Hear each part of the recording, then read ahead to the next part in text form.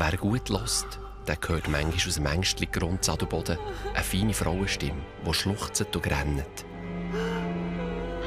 Die alten Leute im Tal wissen noch gut, wem die Stimme gehört.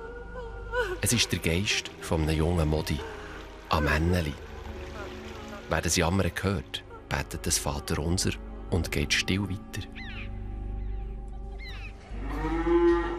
Das Änneli war eine Bauerntochter. Hey, das ist noch frech, das ging so tust. Sie hat sich vor vielen Jahren in Franz verliebt. Der war der mausarme Knecht von ihrem Vater. Der Vater wollte sein Änneli aber einem reichen Händler zur Frau geben. Und er hat seiner Tochter jeden Umgang mit dem Franz verboten.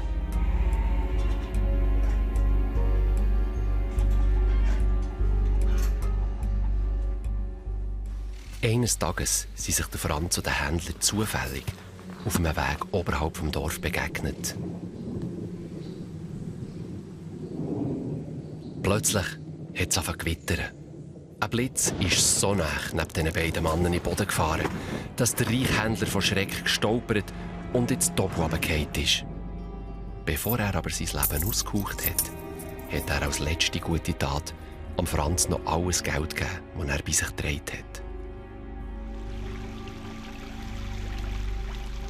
Im Dorf haben jetzt aber alle gemeint, der Franz habe seinen Konkurrent ausgeraubt und mit Absicht ins Doppel runtergestossen. Der Franz ist vor Gericht gestellt und zum Tod verurteilt worden. Als das Änneli vom Tod von ihrem Schatz erfahren hat, ist sie heimlich weg aus dem Dorf. Und man hat sie nie mehr gesehen. Es gibt Leute, die sagen, dass nur das kühle Wasser von Ängstlingen am Änneli sein brennendes Herz heilen kann.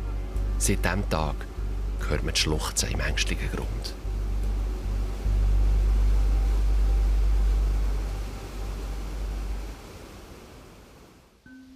Andere Liebesgeschichten sind besser ausgegangen. Und das, obwohl im religiösen Berner Oberland noch lange die Eltern die Ehepartner von ihren Söhnen und Töchtern ausgesucht haben.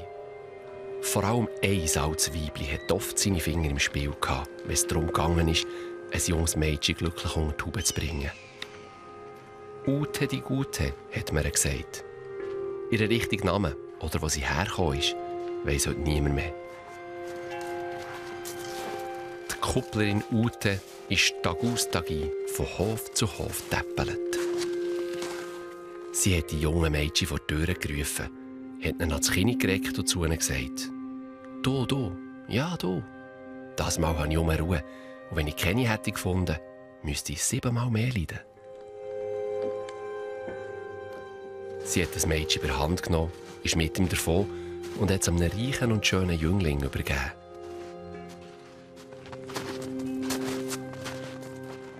Und jedes Mal sind eine glückliche Ehe daraus geworden. So erzählt man sich's noch heute.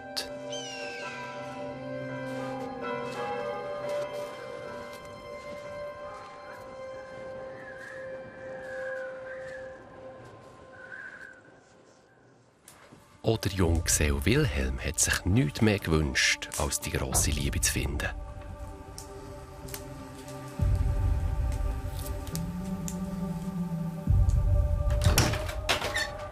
An einem dunklen Abend ist plötzlich ein unbekanntes Modi in seiner Stube gestanden. Ohne ein Wort zu sagen, ist sie neben dem jungen Bursch abgehockt. Der Wilhelm war ganz verzaubert von dem unbekannten Wesen.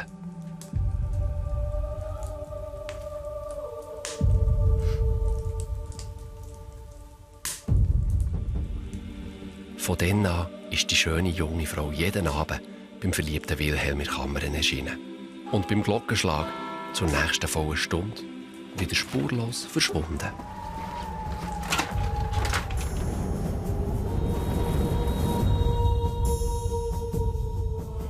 Ein paar Tage später hat der Wilhelm beobachtet, wie sein Schatz ins kalte Wasser vom nahen See hineingestiegen ist.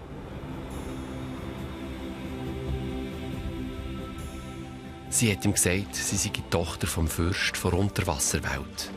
Aber ihr Vater werde es nie erlauben, dass sie einen Mann aus Fleisch und Blut heirate. Wenn der Wilhelm sie wirklich gern hat, dann muss er mit in ihre Welt kommen. Seine Schuhe und Kleider sind alles, was man von Wilhelm noch gefunden hat. Er hat den höchsten Preis gezahlt und dafür die ewige Liebe gefunden.